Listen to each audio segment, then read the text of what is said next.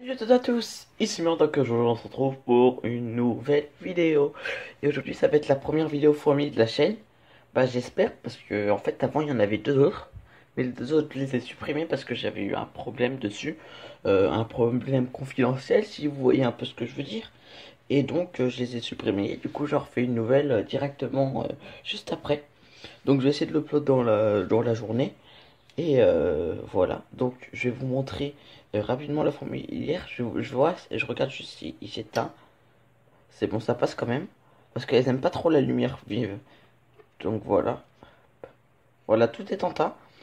Donc à cause de... Parce qu'il n'y a plus de lumière, ça cause quand même un petit souci. Du coup, je vais essayer d'arranger ça. Voilà, histoire qu'il y ait quand même beaucoup d'ombre. Mais qu'on ait un peu de lumière aussi. Donc, d'abord, je vais présenter un peu avant de présenter la fourmilière. Donc là, j'ai un petit tube qui va me servir pour faire mes récoltes au mois de juillet. Donc je vais mettre un petit... avant, je vais mettre un gros bout de coton là pour bien que ça tienne. Là, un autre. Et je mettrai de l'eau entre les deux. Puis après, je mettrai un bouche, la fourmi, la gine que j'ai trouvée à l'extérieur dedans. Et puis je mettrai un petit bouchon là pour l'enfermer. Un petit bouchon là, voilà. J'étais hors caméra. Je crois enfin. Après, qu'est-ce que j'ai d'autre? Tout ça, c'est ce que j'ai reçu pendant les... Ce que je voulais vous montrer, c'est ce que j'ai reçu dans mon colis. Après, je vais vous montrer ce que j'ai d'abord. Donc, là, maintenant, c'est de l'anti-évasion. Alors, je sais pas si vous voyez, mais j'ai laissé le coton-tige dedans. Parce que je savais pas où le mettre, du coup, je l'ai mis dedans. Je sais pas où vous le mettez. Alors, après, il y avait un sachet de graines qui était dedans. Mais comme c'était pas mentionné dans le kit sur le site que je l'ai acheté, entre parenthèses, microphone, Euh, bah, j'en ai acheté un autre en fait. Et du coup, j'ai une grosse réserve. Vous voyez si vous voyez ce que je veux dire. Donc ça va me durer, je pense, 6 mois peut-être, voire plus. Voilà. Donc après, j'ai quoi? Ah oui. Maintenant, on passe aux choses que moi j'ai. Donc j'ai une petite seringue, qui me sert à donner de l'eau. Donc à l'intérieur, c'est de l'eau déminéralisée et du coup, je vais en mettre dès maintenant. Et voilà. Bon, ça fait très petit. Je pense que ça en fait pas beaucoup à la fois. À la fois. Euh, et donc je dois le répéter plusieurs fois. Donc dès le premier jour, j'ai mis deux rations d'eau pour tenir une bonne hygrométrie. Mais j'ai mis de l'eau simple, l'eau du robinet. Et du coup, j'ai décidé de changer, mettre de l'eau déminéralisée, qui est conseillée dans ce nid.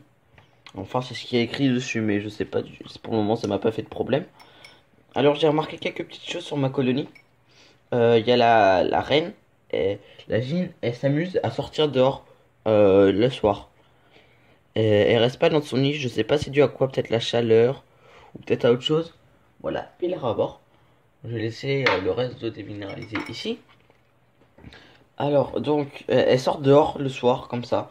Donc, je sais pas du tout c'est dû à quoi. Mais elle le fait quand même. Du coup, bah, je vais essayer de voir si je peux pas modifier ça. Donc je peux aussi vous dire que j'ai acheté une lampe chauffante parce que là j'avais que une lampe normale pour chauffer, c'est un peu inutile parce que ça chauffe pas trop quoi, ça met juste de la lumière à travers le verre et ça les excite et c'est chiant. Donc alors j'ai laissé un bout de tuyau pour qu'il se cache dedans et tout, voir s'il pouvait faire des choses.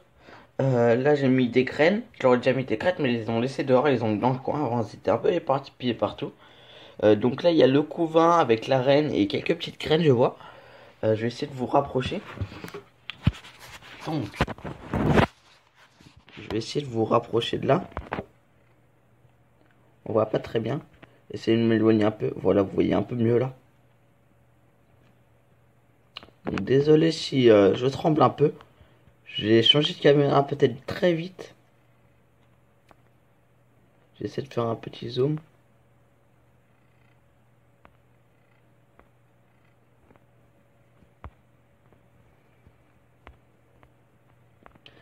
Bon, ça marche pas trop le zoom, mais bref, vous avez vu, il y a la reine, quoi. Il y a la Gine qui est en plein milieu.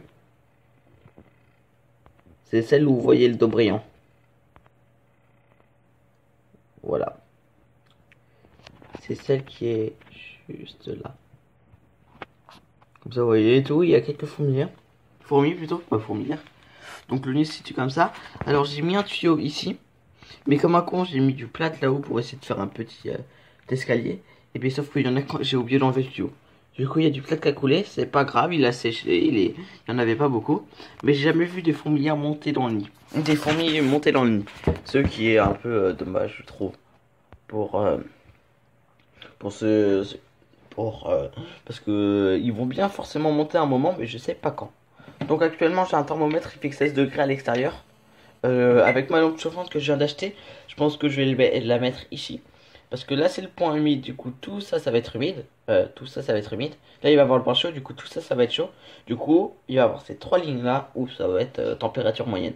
Et du coup elles vont gérer selon ce qu'elles veulent. Donc après j'ai quoi? J'ai toujours mon nid en plâtre. Je pense le relier ici et mettre un couvercle dessus. Mais j'en suis toujours pas sûr, je verrai. Ah oui, je vais les recouvrir là parce qu'elles commencent à s'exciter. Hop, ça doit être à cause des ondes que fait ça. Donc j'ai quoi? Je vous ai montré quoi d'autre? J'ai oublié de vous montrer quoi d'autre. Ah oui, j'ai une petite fiche d'élevage, je vais vous la montrer si vous avez arrivé à lire. Voilà, vous avez quelques petites lectures. Donc j'ai été surpris surtout. La longévité d'une reine c'est 30 ans. Je savais pas que c'était 30 ans. Je pensais que c'était 15 ans, quelque chose comme ça. Quand même beaucoup. Mais 30 ans, ça fait vraiment beaucoup. Voilà, donc désolé pour la petite ellipse. Je me suis trompé dans une petite chose. Donc là, j'ai laissé ça comme ça. Comme ça, vous allez bien voir la fourmilière. Il n'y a pas la lumière, comme ça, elle s'excite pas trop. Donc, la longévité, ouais, 30 ans, ça fait vraiment beaucoup. Mais je vais quand même les garder un bon moment. Et puis après, bah, de toute façon, si je pourrais plus m'en occuper, je les vendrai à quelqu'un qui saura s'en occuper mieux que moi. Et puis, tout simplement, elles vivront mieux. Ou je les libère, je creuserai un trou, je mettrai tout le nid sous la terre et je mettrai une sortie vers l'extérieur. Comme ça, elles pourront vivre dehors. Et ça, c'est cool. Donc, après, du coup, j'ai quoi d'autre à vous montrer? Bah, j'ai pas grand chose.